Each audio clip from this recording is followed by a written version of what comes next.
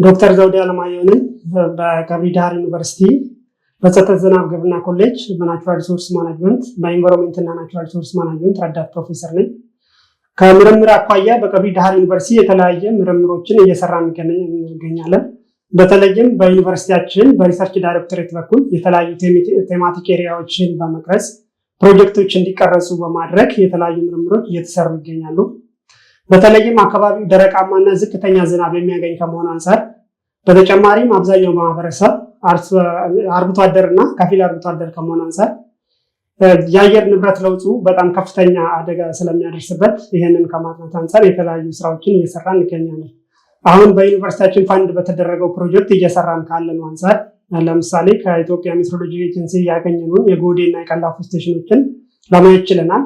ከ1995 እስከ 2025 ያለውን የቀላፎና የጎዴ ስቴሽን እንዳየነው መሰረት ዳታውንም በተለያየ ስታቲስቲካል ኢምፑቴሽን ቴክኒክ በመሙላት ኳሊቲውን በመጠበቅ እንዳየነው የጎዴ ስቴሽን ለ30 ዓመታት ውስጥ ምንም አይነት ጭማሪ አያሳይም።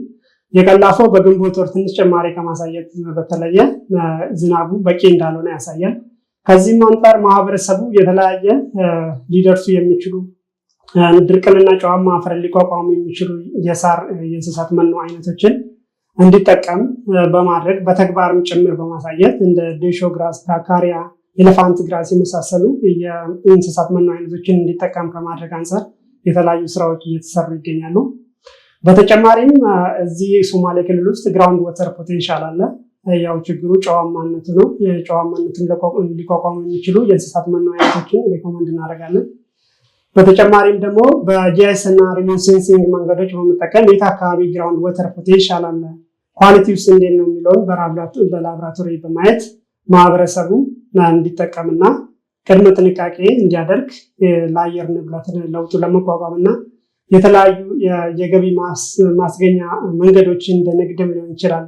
ዝናብ ላይ ከመጠበቅ ይልቅ ውሃን ማጠራቀም፣ ውሃን ማሰባሰብ፣ በስርዓቱ ሃርቨስት ማድረግና ዝናብ በሚመጣበት ወራት ውሃን ሃርቨስት ማድረግና በድርቅ ሰዓት መጠቀም እንደገና የእንስሳት መኖዎችን አዘጋጅቶ በድርቅ ጊዜ እንዲቋቋም እያደረግን እንረዳለን። አመሰግናለሁ።